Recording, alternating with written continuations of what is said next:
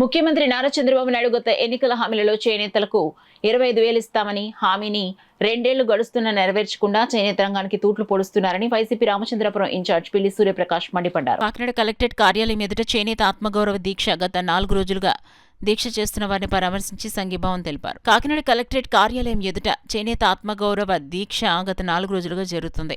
ఈ దీక్ష చేస్తున్న వారిని పరామర్శించి సంఘీభావాన్ని తెలిపారు. కూటమి ప్రభుత్వం రాష్ట్రంలో చేనేతలకు అన్యాయం చేస్తుందని, పెండింగ్లో ఉన్న 203 కోట్ల బకాయిలు తక్షణమే విడుదల చేయాలని సూర్యప్రకాష్ డిమాండ్ చేశారు. ప్రభుత్వం స్పందించకపోతే చేనేతల తరపున వైఎస్ఆర్సీపీ ఆధ్వర్యంలో పెద్ద ఎత్తున ఉద్యమాలు చేస్తామని హెచ్చరించారు. క్రమం తప్పకుండా ఆనాడు చేనేత కుటుంబాలకు అందించడం జరిగింది. జగన్మోహన్ రెడ్డి గారు ఆనాడు చెప్పడం కేవలం చేనేత కుటుంబాలకి చేసిన సాయం కాదు, ఈ చేనేత కుటుంబాలకి వారిని ఆదుకోవడం కోసం ఈరోజు చేస్తున్న సాయం, చేనేత వృత్తి బతకాలనే ఉద్దేశంతో ఆనాడు జగన్మోహన్ రెడ్డి గారు 24,000 రూపాయలు ప్రతి చేనేత కుటుంబానికి అందించడం జరిగింది.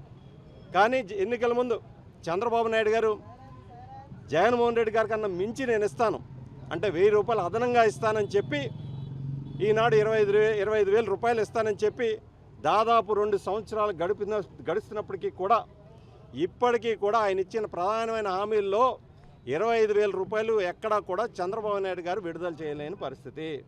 అంటే ఏం చెప్తుంది చంద్రబాబు నాయుడు గారు? ఇది మొట్టమొదటిగా అంశం అయితే, రెండో అంశం ఏంటంటే జగన్మోహన్ రెడ్డి గారు 100 యూనిట్లు ఇది హ్యాండ్లూమ్స్ ఉన్నాయి అన్నీ కూడా నేను ఉచితంగా 100 యూనిట్లు కల్పిస్తానని చెప్పి ఆనాడు జగన్మోహన్ రెడ్డి గారు కల్పించారు, మాట ఇచ్చారు. ఇప్పుడు పరిస్థితి ఏంటి? అదనంగా 200 యూనిట్లు నేను ఇస్తాను అని చెప్తా ఉన్నారు చంద్రబాబు నాయుడు గారు. మరి 200 యూనిట్లు గడిచిన 2 సంవత్సరాలు మీద అధికారం చేపట్టిన 2 సంవత్సరాల నుంచి అమలు చేశారా అంటే ఎక్కడా కూడా అమలు చేయలేని పరిస్థితి.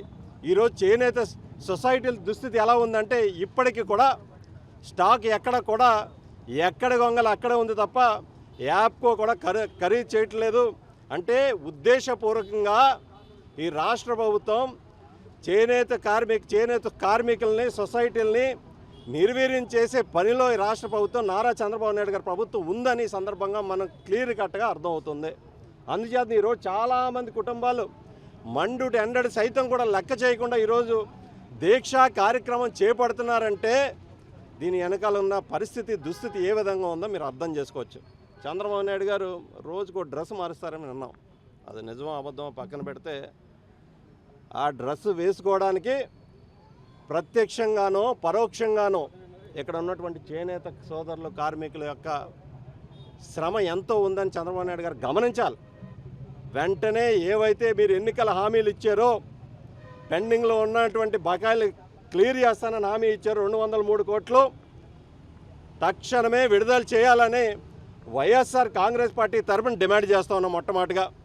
రెండోది, ఏవైతే మీరు 25,000 హామీ ఇచ్చారో అంటే ప్రతి చేనేత కుటుంబానికి నేను ఆదుకుంటానని ఆనాడు హామీ ఇచ్చారో ఆ హామీని కూడా ఈరోజు చంద్రబాబు నాయుడు గారు నిలబెట్టుకోవాలి, చంద్రబాబు నాయుడు గారి ప్రభుత్వం నిలబెట్టుకోవాలనేది ప్రధానమైన రెండో హామీ.